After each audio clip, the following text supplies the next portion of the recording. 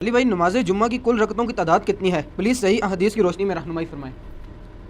میں کئی دفعہ اس کے اوپر بول چکا ہوں میرے بھائی. نماز جمعہ کی رکعتیں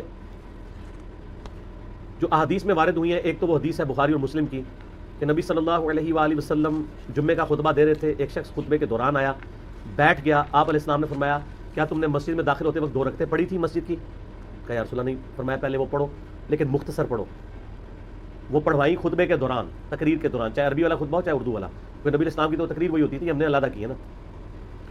وہ 2 رکعتیں تو نماز سے پہلے ضروری ہیں کم از کم. مصنف ابن ابی شیبہ میں، سنن کبری البیہقی میں کہ یہ سار ملتے ہیں کہ صحابہ کرام 4 رکعتیں بھی پڑھتے تھے. اس کی صحت میں اختلاف ہے لیکن چونکہ دونوں طرف محدثین موجود ہیں آپ 4 بھی پڑھ لیں. اور بخاری اور مسلم میں ایک وہ حدیث ہے دونوں میں کہ آپ علیہ السلام نے فرمایا کہ جو شخص سب سے پہلے جمعے کی نماز کے لیے آتا ہے اسے اونٹ نہر کرنے کا ثواب ملتا ہے. جو اس کے بعد دوسری گھڑی میں آتا ہے اسے گائے ذبح کرنے کا ثواب. جو اس کے بعد آتا ہے اسے بھیڑ بکری. جو اس کے بعد آتا ہے اسے بکری جو ہے وہ مرغی ذبح کرنے کا ثواب.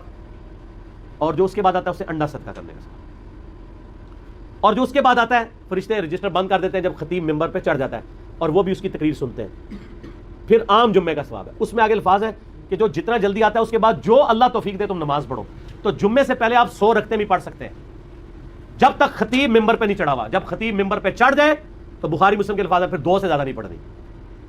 اس سے پہلے ہیں تو جتنی پڑھے. تو جمعے سے پہلے جتنی آپ کو اللہ توفیق دے، اشراق کے وقت سے لے کے آپ پڑھتے رہیں. پرانے زمانوں میں لوگ جمعہ پڑھنے کے لیے شہروں میں گاؤں ایریا سے آیا کرتے تھے، صبح ہی آ جاتے تھے. اب تو خیر ہمارے گاؤں بھی شہر بن چکے ہیں چونکہ قصبے ہیں، اس لیے وہاں پہ جمعے ہوتے ہیں. لیکن فقہ حنفی کے مطابق ان گاؤں میں ابھی بھی جمعے نہیں ہو رہے.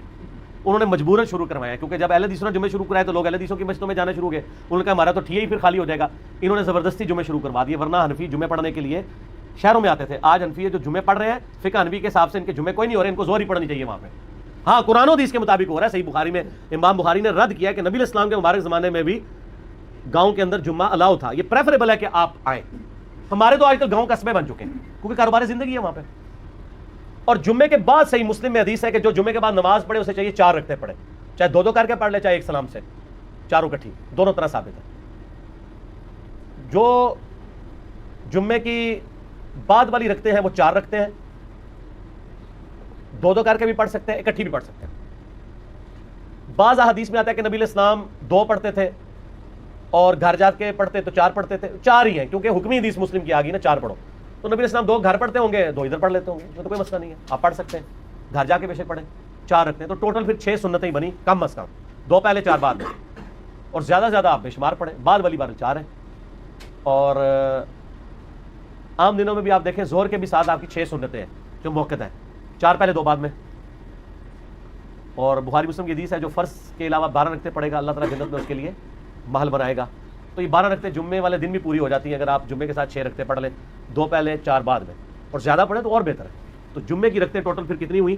کم از کم 6 ادر دین فرض کے. 2 فرض تو ہیں بیچ میں، یہ نہ ہو کہ فرضوں کا ذکر ہی نہیں کیا، وہ اپنی جگہ موجود ہے. یہ رکھتے جب کو پوچھ رہا ہوتا ہے نا تو وہ پوچھ رہا ہوتا ہے سنتیں، اور بعض زور احتیاطی بھی پڑھ رہے ہوتے ہیں ساتھ، اس کی کوئی ضرورت نہیں ہے. ٹھیک ہوگا.